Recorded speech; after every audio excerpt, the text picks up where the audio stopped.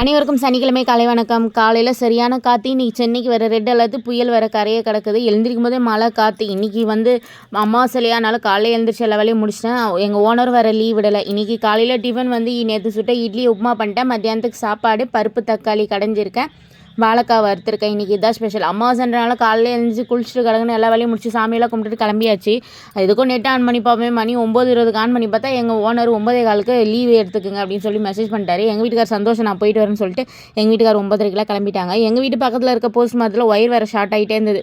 நம்ம பக்கத்து வீட்டு குட்டிங்களுக்கு ஒரே சந்தோஷம் தான். ஷொட்டரை போட்டு டான்ஸ் ஆடின்னு பாட்டு பாடிஇருந்தாங்க.